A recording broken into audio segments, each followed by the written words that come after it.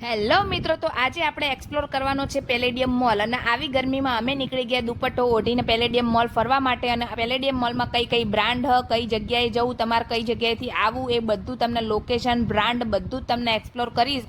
આ વિડીયોમાં તમે છેલ્લે સુધી જોજો. તો સૌથી પહેલાં આપણે પહોંચી ગયા પેલેડિયમ મોલ. પેલેડિયમ મોલનું લોકેશનની વાત કરીએ આપણે તો લોકેશન સરખેજ ગાંધીનગર હાઈવે થલતેજ.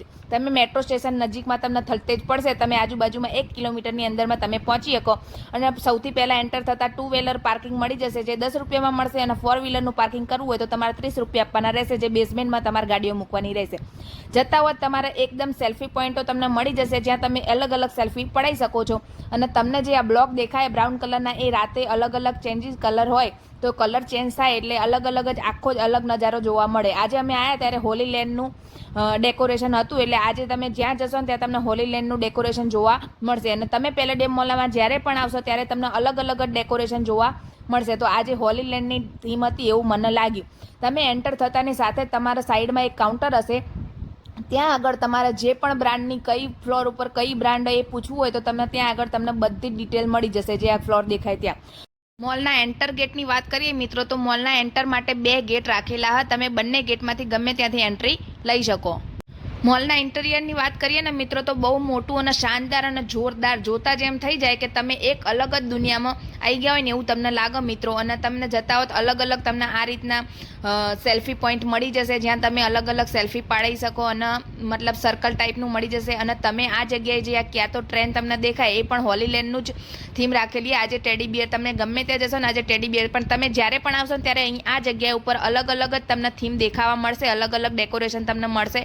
ઉપર તમે શેન્ડેલિયર જોઈ શકો, શેન્ડેલિયર પણ અલગ અલગ જોરદાર આપેલા હા. અને હવે આપણે આગળ જઈને બ્રાન્ડની વાત કરીએ.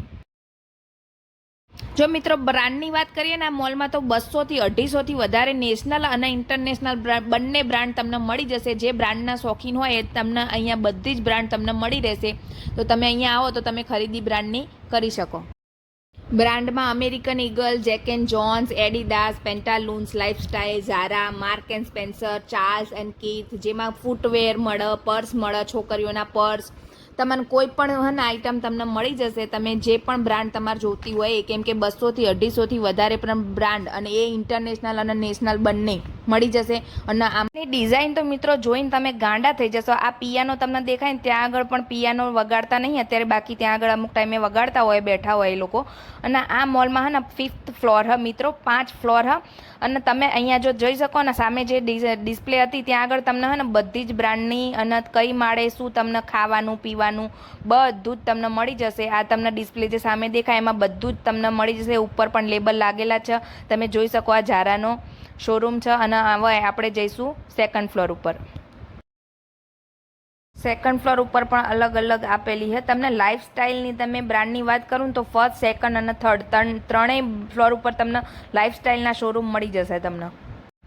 તો આ રીતે તમે કોઈ પણ બ્રાન્ડનું તમારે જોવું હોય અને તમે એકવાર તો અચૂકથી પેલેડિયમ મોલ જોવા આવવું જ જોઈએ. કેમ કે પેલેડિયમ મોલની અંદર આપણે આવીએ ને એટલે આપણને અલગ જ દેશમાં આવી ગયા ને એવી ફિલિંગ આવે. અને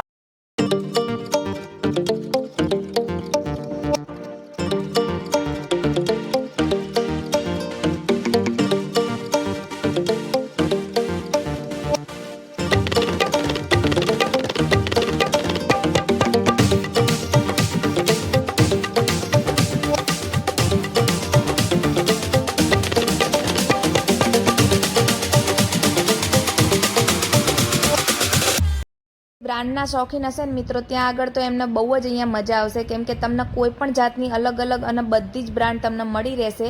અને જો આ રીતની અલગ અલગ પસંદ હોય મિત્રો, મને સૌથી વધારે મોલમાં હે ને શેન્ડેલિયર, જેટલા શેન્ડેલિયર હતા ને બધા શેન્ડેલિયર મને એટલા ગમ્યા ને. કેમ કે મને 5th ફ્લોરથી માંડીને છેક ફર્સ્ટ ફ્લોર સુધી આવે ને એટલા મોટા મોટા શેન્ડેલિયર હતા. અને જોઈને જ તમને આમ એમ થઈ જાય કે અલગ જ આમ શું કહેવાય, ડિઝાઇન જ આખી અલગ. અને પેન્ટાલૂનનો શોરૂમ એના સામે જ છે સેકન્ડ ફ્લોર ઉપર. અને લાઇફસ્ટાઇલના તો મિત્રો તમે ફર્સ્ટ, સેકન્ડ, થર્ડ ફ્લોર ઉપર તમને મળી જશે અલગ અલગ બ્રાન્ડ.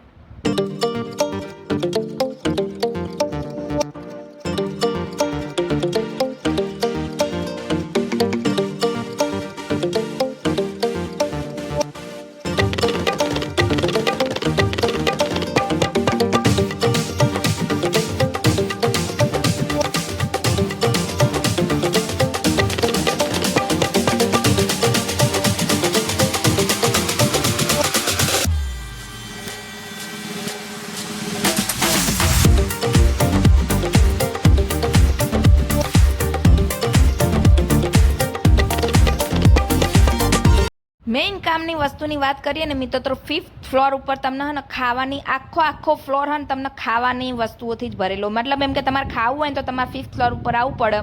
બધી જ બ્રાન્ડની વાત કરીએ તોય અને બધું જ તમને ખાવાનું મળી જશે, પણ મોંઘું હશે મિત્રો બહુ જ. મેં એક સમોસો ખાધો ને તો એક સમોસો 120 રૂપિયાનો આવ્યો, બોલો. એટલામાં તો આપણે બહાર પાણીપુરી ખાઈને ધરાઈ રહીએ, પણ વાંધો નહીં, આયા હતા તો કંઈક તો ખાવું પડે ને. તો સમોસો ખાઈને અને અમે નીકળી ગયા 5th ફ્લોર ઉપર. બધી જ અલગ અલગ તમને કોઈ પણ આમ ચોકલેટની ગણો કે બધી જ બ્રાન્ડ અને અલગ અલગ તમને મળી જશે. વાઘ બકરી ચાનો સ્ટોલ હતો, વિચાર કરો. ત્યાં તમને વાઘ બકરી ચાનો સ્ટોલ કરીને પણ તમને ત્યાં ચાય મળે અને ત્યાં આગળ બીજી બધી વસ્તુઓ મળતી હતી, પણ મેં કંઈ પૂછ્યું નહીં એટલું બધું. અને જોઈ લો મિત્રો, ત્રીજું સેન્ડેલિયર તમને જોવા બતાવું. શેન્ડેલિયર જોઈને તો હું ગાંડી થઈ ગઈ હતી, કેમ કે મને બહુ જ ગમે શેન્ડેલિયર એટલા માટે. અને હે ને 1st ફ્લોરથી માંડીને 5th ફ્લોર સુધીની બધી એ ઉપરી જ સીડીઓ તમે જોઈ શકો છો, બધી એક જ બાજુ. એટલું ઇન્ટેરિયર તો એટલું મસ્ત હતું ને કે તમને લાગે જ નહીં કે તમે ઇન્ડિયામાં હો. અમદાવાદમાં આ મોલ બનાવ્યો પણ જોરદાર, એનું મતલબ મસ્ત બનાવ્યો. અને આ ટાઈમ ઝોનમાં તમે આવો ને તો હે ને પૈસા ભરીને આવજો મિત્રો, કેમ કે પૈસા તમારા તરત ખાલી થઈ જશે. અને છોકરાઓ ને રિહાશે એ તો જુદું, કેમ કે છોકરાઓને એટલી મસ્ત મસ્ત ગમશે ને, એટલી બધી મતલબ ગેમ હે ને તમે જોઈને થાકી જશો. અને તમને કરવા આમ ગેમ રમવાની એટલી બધી મજા આવશે ને, મોટા નાના જે ગણો નહીં. તો અમે તો ફન સિટી, અમે 2 જણા જ આવ્યા હતા એટલે અમે ગયા નહોતા ગેમિંગ ઝોનમાં, પણ અમે જ્યારે બધા ફેમિલી સાથે આવીએ ને ત્યારે મજા આવે.